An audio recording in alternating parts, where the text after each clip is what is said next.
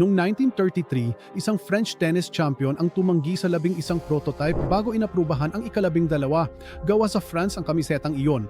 Ang binibenta ngayon sa pangalang nito ay gawa na sa Peru. 5 polo brands ang naniningil ng mataas na presyo dahil sa kanilang kasaysayan, pero pangmasang kalidad lang ang konstruksyon. 5 iba pa, na ilan sa kanila ay mas mura, ang nagbibigay ng kalidad na dating kinakatawan ng mga pangalan na iyon. Narito ang detalye. Magsisimula tayo sa brand na mag-imbento ng polo shirt dahil hindi na iyon ang binibenta nila ngayon. Una, Lacoste. Si René Lacoste ang nagdisenyo ng unang modernong polo shirt noong 1933, ang L, 12.12. L para sa Lacoste, isa para sa pique cotton, 2 para sa maikling manggas, at 12 dahil ito ang ika-12 prototype na personal na inaprubahan ni René. Lahat ng polo shirt na umiiral ngayon ay may utang na loob sa disenyo na iyon.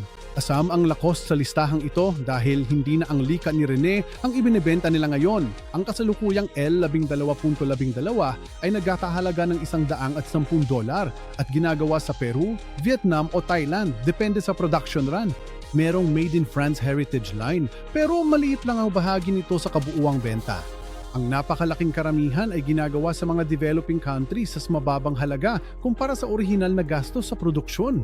Sa halagang $110, binabayaran mo ang buwaya at ang kwento ng 1933. Ang polo sa bag ay hindi na ang polo na inaprubahan ni René 70 taon na ang nakalipas. Pareho ang pangalan, hindi pareho ang kalidad. Pangalawa, Ralph Lauren. May tiered system ang Ralph Lauren.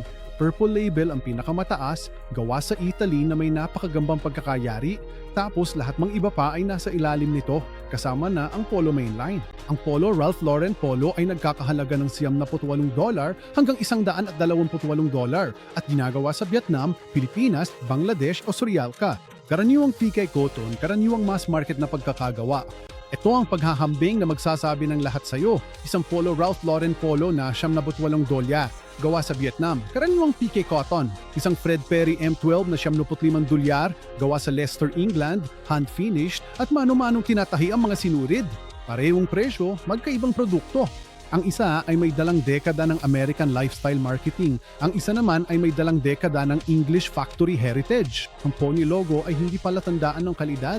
Ito ay parang buwis sa brand na kinokolekta sa bawat polo na lumalabas mula sa pabrika sa Vietnam. Pangatlo, Hugo Boss. Ang isang Boss polo ay nagkakahalaga ng $120 hanggang $160. Ang paggawa nito ay nagmumula sa Turkey, Indonesia, Vietnam at Bulgaria. Karaniwang mass market na peak cotton. Malinis ang fit, simple ang branding, at ang presyo ay $50 hanggang $70 na mas mataas kaysa sa nararapat bisa pagkakagawa.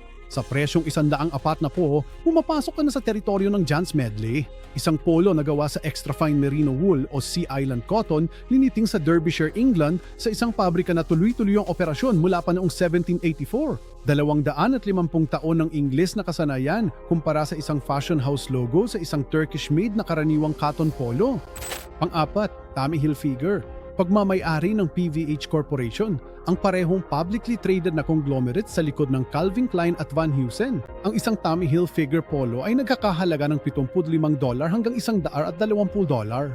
Karamihan ng paggawa ay sa China, Vietnam at Bangladesh. Ang pagkakagawa nito ay hindi naiiba sa mga mid-tier na brand sa department store na kalahati ang presyo. Sa halagang $85, makakabili ka na ng Gran Sasso Polo na gawa ng buo sa Italia ng isang pamilyang dalubhasa sa knitwear ng mahigit 70 taon. 3 henerasyon ng Italianong kasanayan kumpara sa isang corporate na produkto na gawa sa Bangladesh. Ang bandila ay isang lifestyle tax, hindi isang palatandaan ng kalidad. Pang-5, Vineyard Vines. 2 magkapatid ang nagbitaw sa kanilang corporate na trabaho at nagsimulang magbenta ng mga korbata sa Martha's Vineyard. Ang isang Vineyard Vines polo ay natakahalaga ng $85 hanggang $125. Ang paggawa ay nasa China, Vietnam, Indonesia at Sri Lanka. Totoo ang kwento ng pagkakatatag. Ang polo sa bag ay isang karaniwang mass market na produkto na gawa sa pareho mga pabrika sa Southeast Asia tulad ng mga brand na kalahati ang presyo. Amerikano ang itsura, hindi ganun ang pagkakagawa. Ngayon, 5 brand na talagang nilalagay ang puhunan sa mismong polo. Una, Fred Perry, partikular ang M12 mula sa Made in England collection. Nagbebenta rin ang Fred Perry ng karaniwang polo na tinatawag na M360 na gawa sa ibang bansa. Hindi yun ang tinapalakay dito. Dinisenyo ni Fred Perry ang original na M12 noong 1952. Isang kampyon sa tennis na gusto ng polo na mahusay sa court at maganda pa ring tingnan kahit wala na roon. Ang twin tip na kwelyo at manggas. Ang 544 na tipping ratio na natatangi sa Fred Perry. Ang laurel wreath sa dibdib. Hindi nagbago ang disenyo na yan sa mahigit 70 taon. Ang M12 ay gawa sa Leicester Inland. Ang PK Cotton ay hinahabi ng UK PK. Bawat polo ay draw-threaded at hand-finished sa England. Ang L12 ay presyong $90 hanggang $130. Ang Lacoste L12.12 naman ay $110. Parehong presyo, parehong iconic na pamana. Ang isa ay gawa ng kamay sa Leicester, ang isa naman ay mass-produced sa Peru. Pangalawa, John Smedley. Sa Derbyshire, England, may pabrika na tinatawag na Lear Mills na tuloy-tuloy ang operasyon mula pa noong 1784. 8 henerasyon ng pamilya Smedley na nanatiling pagmamayari ng pamilya at patuloy pa rin gumagawa ng knitwear sa parehong mill. Nang binuksan ang pabrikang ito, 8 taon pa lang ang Estados Unidos. Ang Isis Polo ay unang ginawa noong 1932, isang taon bago idisenyo ni René Lacoste ang L-12-12. Bawat John Smedley Polo ay gumagamit ng 1.5 kilometro ng sinulid, 1.2 milyong tahe at tinatapos ng 50 britong manggagawa kada piraso. Ang mga materyales ay extra fine merino wool, Sea Island cotton o cashmere. Iginawad ni Reyna Elizabeth II ang Royal Warrant kay John Smedley noong 2013. Isinuot ni Daniel Craig ang Smedley bilang si James Bond sa Skyfall. Ang presyo ay mula $250 hanggang $400. Sa presyong iyon, makakakuha ka ng polo mula sa pinakamatandang tuloy-tuloy na gumaganang pabrika sa mundo na gawa ng pamilyong pinapahusay ang knitwear sa loob ng 240 taon. Pangatlo, Sunspell, na itinatag sa Long Eaton, Nottinghamshire, England noong 1860. Nakuha ng Sunspell ang lugar nito sa kasaysayan ng menswear dahil sa isang eksena, ang puting polo na suot ni Daniel Craig habang bumababa ng bangka sa Casino Royale. Hindi yon lika ng costume department. Pinili yun dahil walang ibang polo na ganun ang bagsak sa kamera. Ang kanilang pangunahing polo ay gawa sa long staple Supermac cotton na ginawa sa England. Mas malapit ang paraan ng Sunspell sa isang textile mill kaysa sa isang fashion house. Sa presyong $150 hanggang $200 na manatili ang hugis ng polo. Lalong gumaganda ang tela kapag nilalaban imbis na masira. Pagkatapos ng 50 laba, ang Sunspell polo ay mukhang gamit na gamit, hindi sira. Ang 4, Gran Sasso. Sant'Egidio alla Vibrata, isang maliit na bayan sa rehiyon ng Abruzzo sa Italia. Gumagawa na ng knitwear ng Gran Sasso dito mula pa noong 1952. 3 henerasyon, isang pamilya, isang kategorya ng produkto. Walang suit, walang sapatos, walang handbag, knitwear lang. Gawa sa Italia ang bawat Gran Sasso polo. Sa halagang $150 hanggang $280, nag-aalok ang Gran Sasso ng tunay na Italian construction ng walang patong ng mga fashion house. Walang runway show, walang celebrity endorsement.